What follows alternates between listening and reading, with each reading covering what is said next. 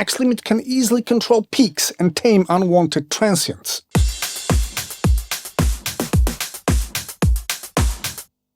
I don't know what to say. I don't fully understand this.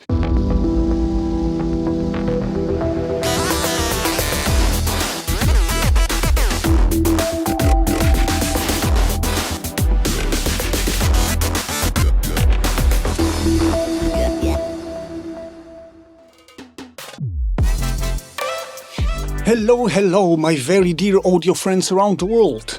It's me, Paul. This is my studio, Warsaw, Poland, and my humble YouTube channel.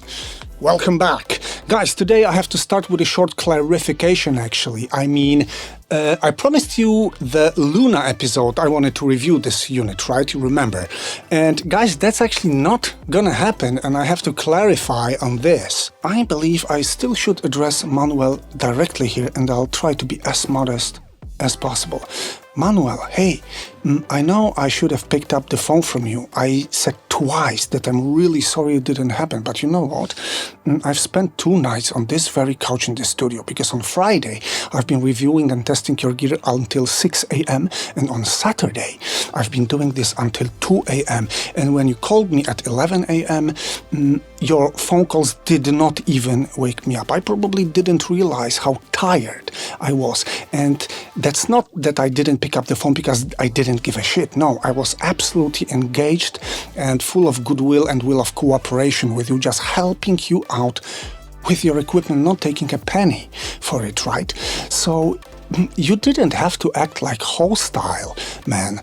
I'm fine with the fact that you don't need my review, but please remember I've invested more than 30 hours altogether in this, and you have to remember one thing, and I'll be very frank about it. I'm only a human. I'm not a fucking robot, and you know what? I'm not your free marketing department.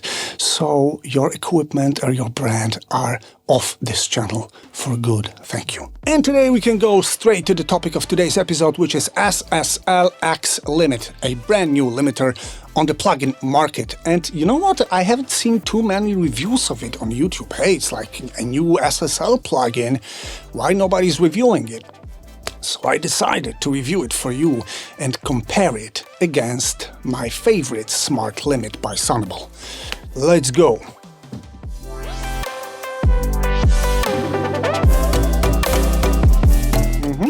Here we go. And guys, this is today's session. It's a track I'm working on. I've played this track already to you in another of my videos. And yes, I promise I will finish it. I just sometimes don't have enough time to work on my music. That's why it's so slow, because I'm working for everybody else. Guys, anyway, we've got some drums here, some bass part, and some synths plus orchestra parts.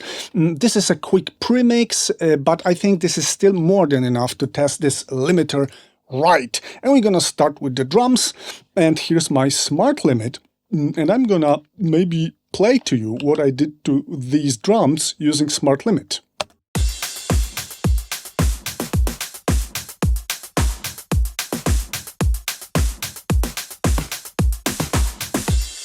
Yeah, so where the kick hits, there's almost no reduction, like 0.1 decibel reduction, and when the things sum up, mainly the kick and the snares, then there's limiting on the drums. And we're gonna go with our X limit. Looks like this, kind of SSL-ish user interface, and I've got what, like 3 and auto. I can't take them from the list. And here's the ceiling, here's the threshold. I can also add gain here. Okay, let's test it out.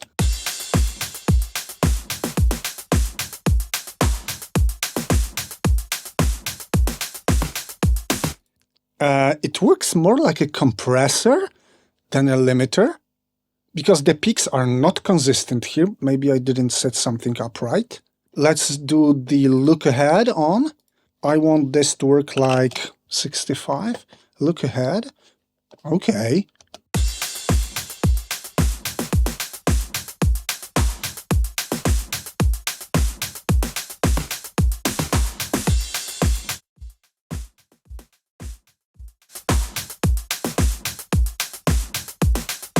there's no attack.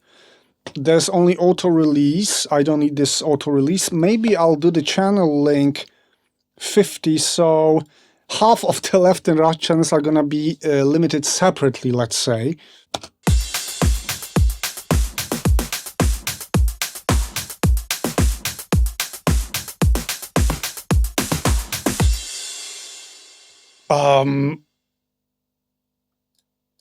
I don't know what to say.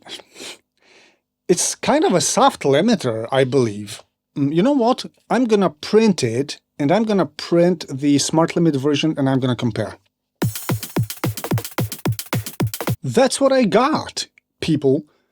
Which means that this limiter is more like a soft knee limiter or a limiter with a very long attack time, and it's not two-stage limiter, so it doesn't handle transients in any way. It's like sometimes double-staged, and the first stage is this longer release attack, and then the faster just to handle the transients.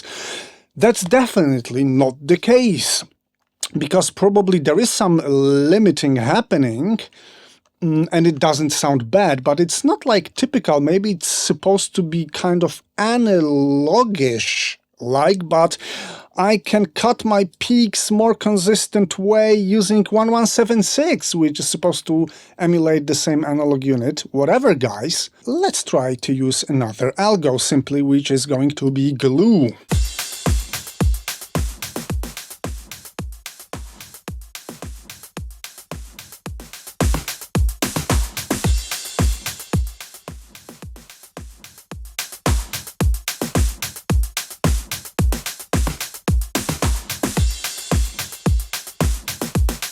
I would say that's it, and I'm gonna print it too. It limits the things more, but still I think that the peaks are not fully consistent and the transients are popping out kind of randomly. I have to tell you, I hardly see or hear any difference, and you know what I'm gonna do now? I'm gonna invert the phase of this, and we'll see if these two null. No, they don't, so there is difference, apparently, though it's not a big one, I would say. Anyway, let's try the third algo, which is punch.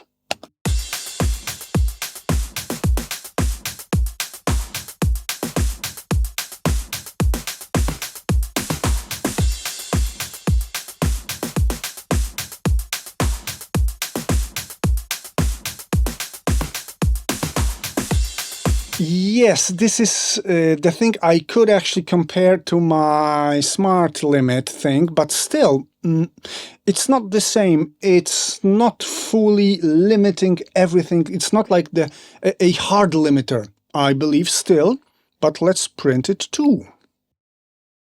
This is what I got, guys, and yes, smart limits is the most consistent when talking about all the snappy transients, which is good actually in the digital domain. Why? Because I'm not gonna lose my dynamic range for some unhandled peaks. I'm not gonna cross the 0 dBFS and go into straight distortion because of the peaks. My peaks are handled still, which is not the case with any of the X-limit algorithms. So I suppose that this tool is designed more like a soft kind of limiter, and maybe that would be cool to use it as a double stage limiter. So for example, I take glue algo, and after glue, then I can put my smart limit or limitless or pro L2 or whatever is really handling everything to the same peaking level. Guys, I'm kind of surprised. I don't know if it's good or bad. It's surely different. Let's continue and let's try to do something to our base. Yes, I've printed it for you, and my smart limit handled it very, very nicely. It's kind of challenging to limit it in a cool, good way, also to compress it right. Let's see how our X-limit handles this.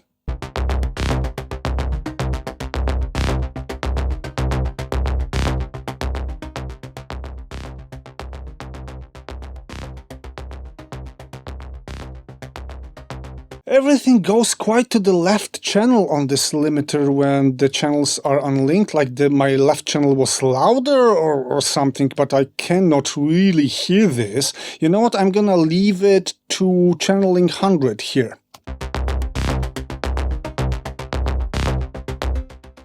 And I'll set the release also very quick. Look ahead is on. There's nothing else, am I right? Yes, what a nice SSL style button. Yeah, I think that's all this limiter has. This is what I got, and you know what? This first algo, transparent, its attack phase is too slow. I would not use it for limiting anything. It's not enough predictable, I would say. And no, simply no, but it's not disheartening me from trying other two algorithms. Let's try them on.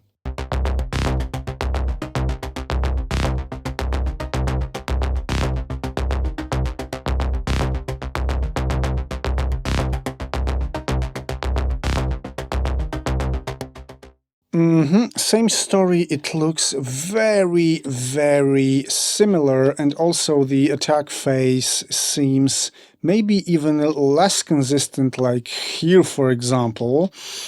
And I think that this third, which is called punch, is the best one for me. It's my favorite one so far, because this is like the typical, predictable, digital limiter. Let's give it a go.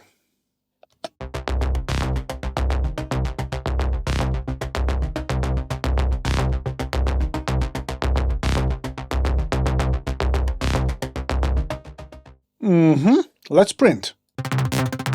Yes, it still behaves more like a soft limiter with a long attack, but if I was to choose anything from this group, I would definitely go for this punch algo, and that's gonna be my choice here as well. Let's move to the synth part.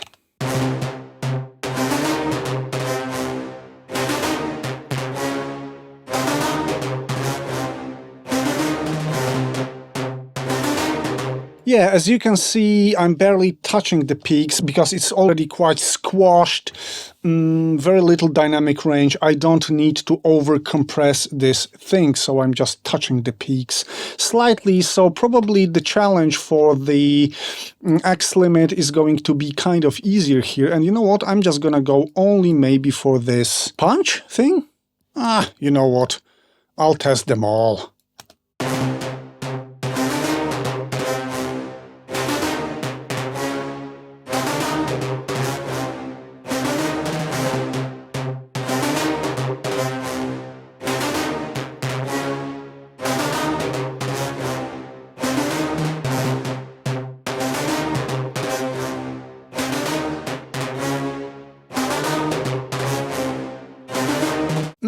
Alright, I'm gonna print this, and guys, I'm just wondering, do these algos differ at all in anything else than attack time? Because frankly, what I hear is the very same limiter, one-stage limiter without separate transients section and stage, and it's just the attack time that's not set by a knob, but it's set per algorithm. Maybe I'm wrong, but this is what I am hearing right now. And you know what? Now I'm gonna print two versions. First version with the groups treated with smart limit, the second version with groups treated with X-limit with its punch algo, which is my favorite. Here we go. I've rendered everything, and now we can compare. Just let me say what I already said, that X-limit does not handle transients, and I'm gonna lose my dynamic range or on some actually inaudible snaps of sound that gonna be handled by something else. Otherwise, I'm gonna make my masters more quiet, not so present, not so upfront. That's not the point that I want to take a part in this passé loudness war. I'm concerned more about sounding good than loud, but still, why do I have to worry about my transients popping out like this, like it happens with X-limit a bit, I'm afraid. So maybe that's the way this limiter is supposed to work, but I have to tell you that I don't fully understand this. Anyway, let's take a listen.